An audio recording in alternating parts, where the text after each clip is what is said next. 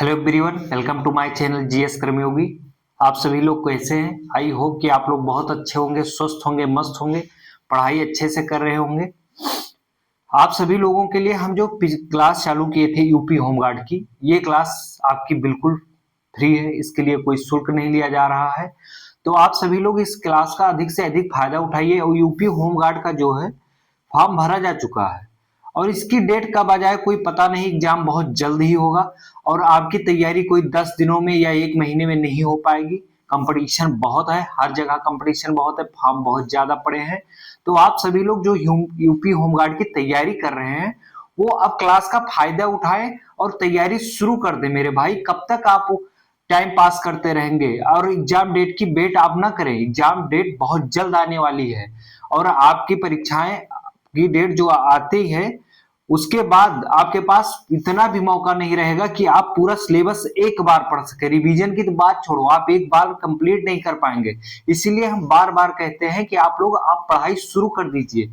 और हम क्लास आपके साथ लेकर जो आ रहे हैं, आपके लिए लेकर आ रहे हैं, वो एकदम फ्री है। तो उसका फायदा उठाइए और अधिक से अधिक शेयर करिए। और ये जो फिंगर है इसको लगा के लाइक करिए और सब्सक्राइब करिए और अधिक से अधिक लोगों के पास शेयर करिए।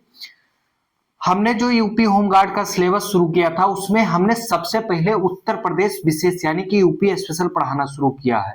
तो आप उत्तर प्रदेश की कोई भी परीक्षा दे रहे हैं तो आप यूपी स्पेशल पढ़ लीजिए। ये भी बहुत मस्त क्लास है, पूरी पैकेज क्लास मिलेगी आपको पूरी तैयारी के साथ। यूपी स्पेशल में हम कुछ छोड़ेंगे नहीं, जो आपके पेपर के लिए बहुत महत्वपूर्ण क्लास होगी। तो आप सभी लोग क्लास का अधिक से अधिक फायदा उठाएं। और कोई भी एग्जाम की तैयारी कर रहे हैं, जो लोग नहीं तैयारी कर रहे हैं, वीडियो को देख रहे हैं, वो भी एंजॉय करें और वीडियो को अच्छे से देखें। तैयारी करने का मतलब ये नहीं है कि आप जब एक महीना पेपर बचे तब पढ़ना शुरू करें। तैयारी करने का मतलब ये है, सिलेक्शन आपको तभी मिलेगा जब आप पूरा कंप्लीट करेंगे सिलेबस, उसके बाद रिविजन करेंगे। आजकल कंपटीशन बहुत हाई हो चुका है। बाकी अगर आप मेरी बात नहीं मानेंगे तो वो एग्जाम होने के बाद आप का परिणाम क्या आता है वो आप खुद ही देखेंगे। लेकिन हम आज उत्तर प्रदेश का मध्यकालीन इतिहास शुरू करेंगे। इससे पहले हमारी जो क्लास चल रही थी वो उत्तर प्रदेश प्राचीन इतिहास की क्लास चल रही थी। और हमें जो पेपर के हिसाब से या जो इंपॉर्टेंट लग रहा था हमने उसको पढ़ा दिया है। आपको कम लगे तो आप एक बुक खरीद लीजिए बेहतरीन और पढ़ाई करिए, कोई भी बुक ले लीजिए। और फिर हम आपका टाइम बर्बाद न करते हुए आइए हम आज शुरू करते हैं उत्तर प्रदेश का मध्यकालीन इतिहास। ये भारत का मध्यकालीन इतिहास नहीं है, ये उत्तर प्रदेश का मध्यकालीन इतिहास है। तो हम पहले थोड़ा मध्यकालीन इतिहास के बारे में समझ लेते हैं, उसके बाद हम सीधा फैक्ट पे आते हैं।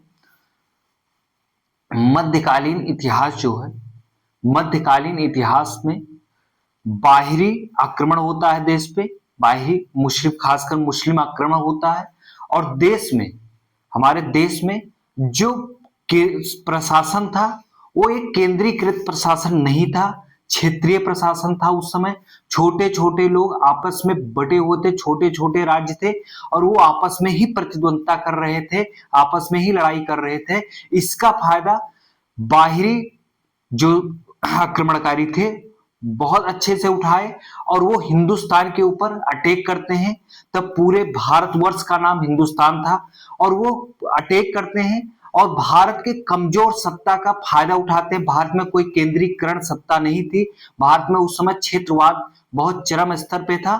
तो उसका फायदा उठाया उन लोगों ने और जब वो देश में आए तो यहाँ पे आक्रमण किए और यहीं पर वो लूट के वापस नहीं गए। कुछ लोग लूट के वापस गए, मोहम्मद गौरी, मोहम्मद गजनबी, लेकिन उन्हीं के साथ कुछ लोग और आए हुए थे जैसे कुतुबुद्दीन ऐबक, और वो हिंदुस्तान में ही रह गए और हिंदुस्तान की सत्ता उनके हाथों में चली गई।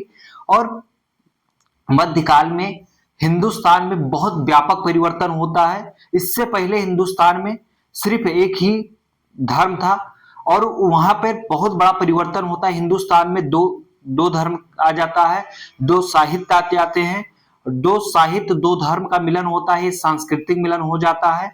वहां स्थापत्य कला में भी विकास होता है क्योंकि हिंदुस्तानी कला अलग थी और वहां से बाहरी कला जो आई, दोनों मिलकर के एक नई कला का निर्माण किया, एक नई कला का उद्भव हुआ। और जो व्यापारिक स्तर था हिंदुस्तान का, अब वो पहले से ही इंटरनेशनल स्तर पे कई देशों से भारत का था, और अब तो और कई देशों से भारत के व्यापारिक विस्तार हो गया। और इसके बारे में हम बहुत डीपली बात करेंगे जब हिस्ट्री पढ़ाएंगे। यहाँ पे हम बहुत डीपली इसलिए बात नहीं कर रहे हैं क्योंकि हमें जितना पढ़ना है हम उतना ही पढ़ रहे हैं। फिर और भारत में जो धर्म था वो दो धर्म आ गया। आर्थिक स्थिति में भारत पहले से बहुत मजबूत था। उसके बाद भारत का व्यापारिक संबंध और बड़ा हो गया, और इससे पहले जो सांस्कृतिक था वो भी परिवर्तन हो गया क्योंकि दो धर्म आए। और उसके बाद हिंदुस्तान के बारे में हम विस्तृत बात करेंगे अपनी हिस्ट्री के क्लास में। यहाँ पे हम नहीं कर रहे हैं, इसकी वजह यह है कि हमें जो पढ़ना है आपके लेवल के अनुसार हम उसी की बात करते हैं। तो उस समय भारत में बहुत व्यापक परिवर्तन हुआ था क्योंकि दो धर्म आपस में आए। और जो क्षेत्रीय मैंने बताया, उस समय भारत में जो केंद्रीकृत सत्ता कोई नहीं थी। उस समय भारत में सब क्षेत्रवाद था, सब अपने अपने क्षेत्र के लिए लड़ रहे थे, अपने वर्चस्व के लिए लड़ रहे थे। उसका फायदा बाहरी आक्रमणकारियों ने खूब अच्छे से उठाया और हिंदुस्तान पे एक दिन कब्जा कर लिया, और हिंदुस्तान की शासन सत्ता उनके हाथों में आ गई, और उन्होंने हिंदुस्तान के शासन सत्ता का अच्छे से फायदा उठाया, निर्वाहन किया, जो भी कह सकते हैं आप। फिर हम बात करते हैं उत्तर प्रदेश मध्यकालीन इतिहास की। तो जो इंपॉर्टेंट फैक्ट लगा हम उसकी बात हम किए हैं, हम उसको बात करेंगे। बाकी अगर आपको कम लगता है यार और आपको जानकारी चाहिए तो आप किसी अच्छी बुक को लेकर के अध्ययन कर लीजिएगा। हम बात करते हैं कड़ा क्षेत्र की। कड़ा क्षेत्र इलाहाबाद में गंगा के पश्चिमी तट पर था। कड़ा क्षेत्र जो है बहुत महत्वपूर्ण क्षेत्र है। आप जब मध्यकालीन इतिहास पढ़ेंगे तो उत्तर प्रदेश में जब पढ़ेंगे तो कड़ा जो था, कड़ा इलाहाबाद के पश्चिमी क्षेत्र पे था। ये बहुत महत्वपूर्ण था। कड़ा में अलाउद्दीन खिलजी को जो सूबेदार बनाया गया था, सबसे पहले कहाँ का यही पूछा जाएगा, अलाउद्दीन खिलजी को कहाँ का सबसे पहले सूबेदार नियुक्त किया गया था? तो कड़ा इलाहाबाद क्षेत्र में आता है। अलाउद्दीन खिलजी ने कड़ा यानी कि इलाहाबाद का सूबेदार रहते हुए 1296 ईस्वी में अपना पहला दक्षिणी अभियान देवगिरी संपन्न किया था। देवगिरी में शंकर देव का उस समय शासन थे। अगर पूछा जाए अलाउद्दीन खिलजी का पहला दक्षिणी अभियान किस राज्य पे था, तो याद रखना देवगिरी पे था। भाई यार याद कर लेना, बहुत बार पेपर में पूछा गया है। पीसीएस पेपर में अलाउद्दीन खिलजी के सभी आक्रमण क्रमबंध मिलाने को आए हुए थे। हमने अपने एक शॉर्ट वीडियो में इसको पढ़ाया था, वो वीडियो हमने अपने प्लेलिस्ट से हटा दिया है, अपने शॉर्ट वीडियो से ही डिलीट कर दिया। वो पूछा गया था।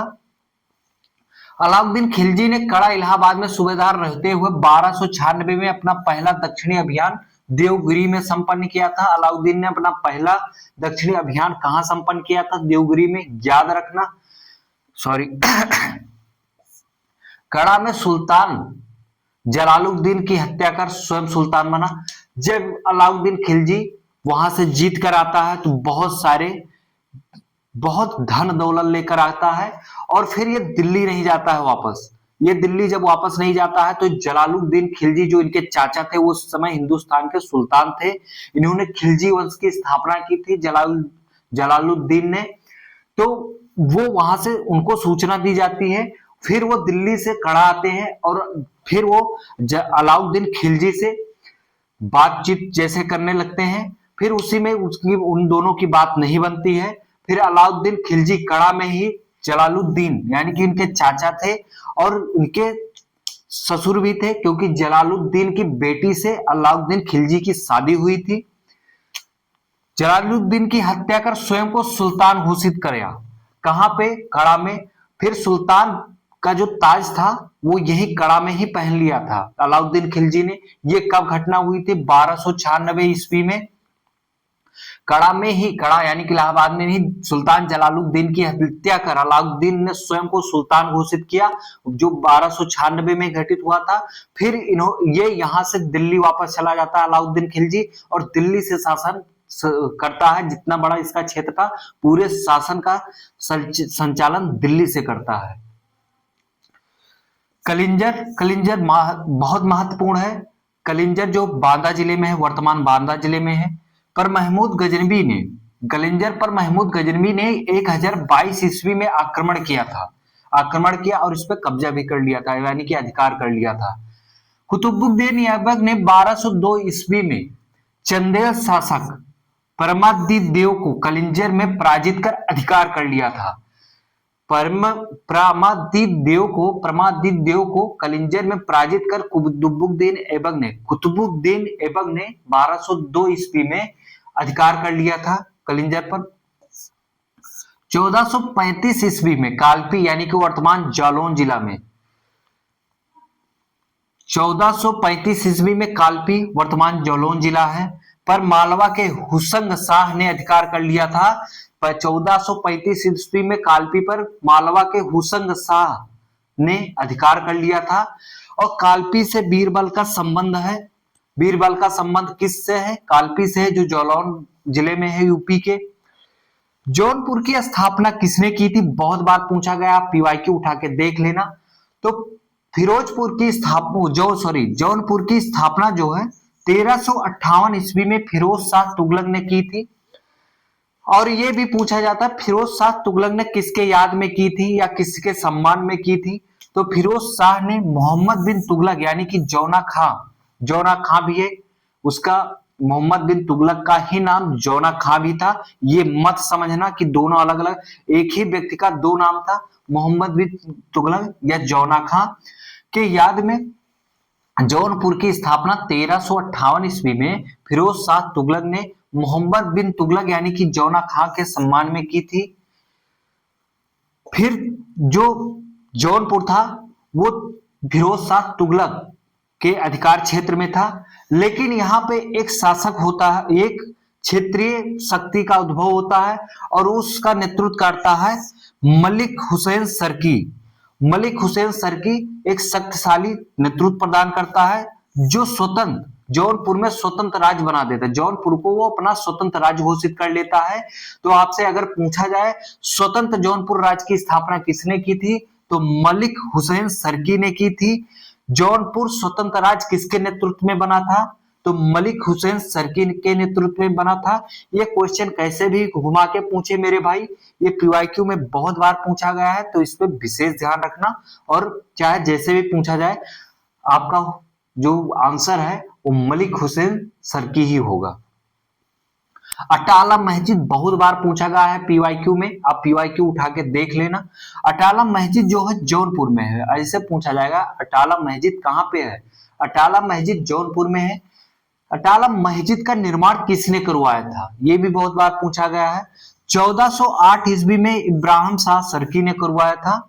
अटाला मस्जिद जो जौनपुर में स्थित है का निर्माण 1408 ईस्वी में इब्राहिम शाह सरकी ने करवाया था। और जामा मस्जिद, दिल्ली वाली जामा मस्जिद नहीं मेरे भाई, जौनपुर में भी जामा मस्जिद है, बहुत फेमस है, बहुत। जामा मस्जिद का निर्माण 15वीं शताब्दी में किसने करवाया था? हुसैन शाह सरकी ने करवाया था। जामा मस्जिद जो जौनपुर में है उसका निर्माण हुसैन शाह सरकी ने करवाया था 15वीं शताब्दी में। जौनपुर को सरकी सल्तनत के दौरान सिराजे हिंद या पूर्व का सिराज कहा जाता था। आपके पेपर में पूछा जा सकता है, बहुत बार पूछा गया, पीवाईक्यू उठा के देख लेना। सिराजे हिंद या पूर्व का सिराज किसे कहा जाता है? जौनपुर को कहा जाता है।